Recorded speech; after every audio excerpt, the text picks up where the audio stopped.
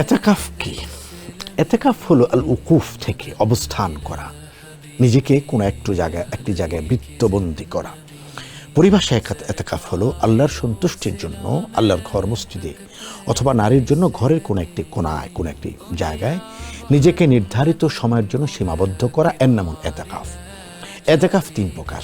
একটা হলো সুন্নতে মুআক্কাদা আল ওয়াজিবা, আরেকটা হলো নফল এতেকাফ, আরেকটা এতেকাফ হলো মান্নতের এতেকাফ। সুন্নতে মুআক্কাদা আল ওয়াজিবা হলো রমাদানের শেষ দশকের 10 দিন মুসল্লিদের একটি অংশ মসজিদে এতেকাফ করা।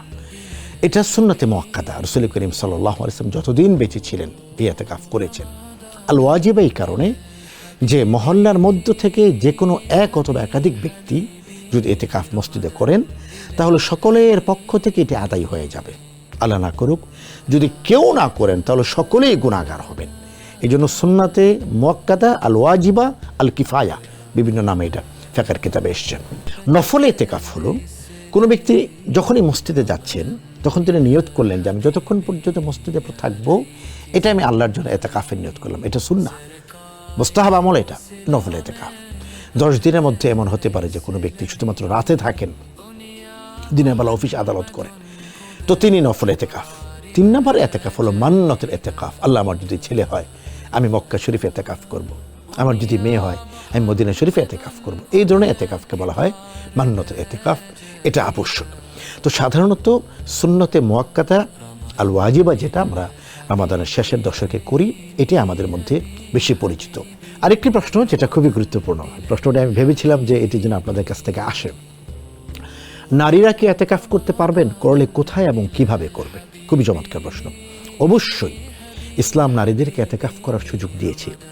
নারী ঘরে এতেকাফ করবেন। কিভাবে করবেন? মানে হলো যে নারী তার ঘরের মধ্যে একটি রুমকে বেছে নেবেন তার মাকানুল এতেকাফ হিসেবে। এই ঘরেই তিনি থাকবেন। এটা বেডরুম হতে পারে, মায়ের রুমে এতেকাফ করলেন, বোন তার বোনের রুমে এতেকাফ করলেন। এই রুম থেকে তিনি বের হবেন না। প্রয়োজন না হলে অ্যাটাচ বাথরুম থাকলে ভালো, যদি কোথাও অ্যাটাচ বাথরুম ব্যবস্থা না থাকে তাও শরীয়ত অনুমোদন প্রদান করেছে, তাহলে তিনি কমন বাথরুম ব্যবহার করতে পারবেন। লক্ষণীয় বিষয় হলো রুমের মধ্যেই তিনি থাকবেন।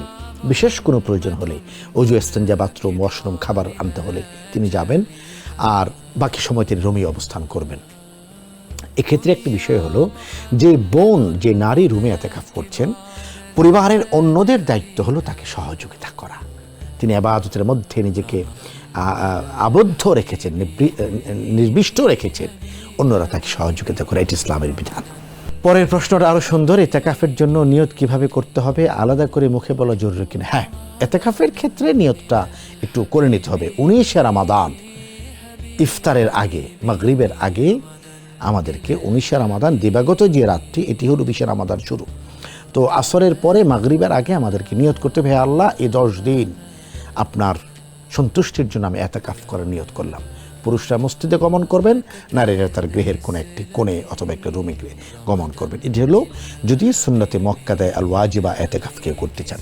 নফল এতেকাফ যে কোনো সময় প্রবেশ করবেন, নিয়ত করে নেবেন আল্লাহ আমি 2 ঘন্টা আছি, 3 ঘন্টা আছি, যতক্ষণ আছে এতক্ষণ পর্যন্ত আমি এতেকাফ করলাম, বেশ নিয়ত করে নিলেই হবে ইনশাআল্লাহ তাআলা। পরের প্রশ্নটা খুবই সুন্দর। জরুরি প্রয়োজনে মসজিদ থেকে বের হওয়া যাবে কিনা, হলে কি ধরনের প্রয়োজন গ্রহণযোগ্য? জরুরি প্রয়োজনটা আসলে কি? ওয়াশরুম যদি হয় কাজে হাজাত, আপনি বেরোতে পারবেন, কিন্তু দেশের খবর এবং ইরান আর ইসরায়েলের যুদ্ধের এখন কি অবস্থা, এটার জন্য মসজিদ থেকে বের হয়ে টেলিভিশনের সামনে যাওয়া, এটা সুযোগ নেই। অনেকে তো মাশাআল্লাহ এতেকাফে বসে সারা দিনের খোঁজখবর রাখেন, এটা উচিত নয়। অজুর জন্য যাওয়া যাবে, গোসলের জন্য যদি অজুর মতো করে সময় লাগে গোসলে যেতে পারবেন, ওয়াশরুমে যাওয়া যাবে। চেষ্টা করা সবচেয়ে বেশি সময়টা মসজিদে কাটানোর জন্য। ধন্যবাদ। পরের প্রশ্ন, এটা এতেকাফ সংক্রান্ত। মোবাইল ব্যবহারে দাওয়াতি কাজ বা লেখালেখি করা কি এতেকাফের খেলাফ? আমি মনে করি খেলাফ। এটা কেন বললাম? মোবাইলটা আসলে আমার হাতে নেই, আমরা হাতে নিচ্ছি তো আসলে কোরআন পড়ার জন্য, কিন্তু আমি তো কোরআন পড়ছি না, আমি ফেসবুকে চলে যাচ্ছি। মোবাইল যদি আপনি শুধু কোরআন তেলাওয়াতের জন্য গ্রহণ করেন, লেখালেখির জন্য গ্রহণ করেন, করতে পারেন, কিন্তু মোবাইল তো সেটা আমরা নেই না। মোবাইল আমি দিই হলো লাইভ দেওয়ার জন্য, হ্যালো গাইস এতেকাফ ইজ ডান, এটার জন্য মোবাইল ব্যবহার করা জায়েজ নেই। আল্লাহ আমাদেরকে বুঝার তৌফিক দান করুন। ছোট্ট একটি প্রশ্নের উত্তর দিয়ে শেষ করবো আজকের আয়োজন। নফল এতেকাফ ও সুন্নতে মুআক্কাদা এতেকাফের মধ্যে পার্থক্য কি?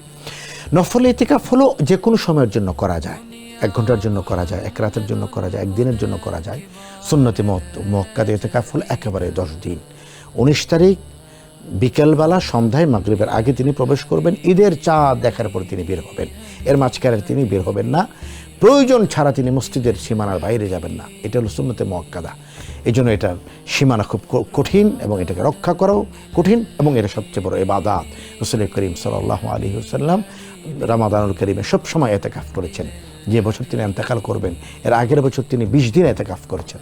আল্লাহ তাআলা আমাদের সবাইকে ইতিকাফের বরকত অর্জনের তৌফিক দান করুন। আসসালামু আলাইকুম ওয়া রাহমাতুল্লাহি ওয়া বারাকাতুহু।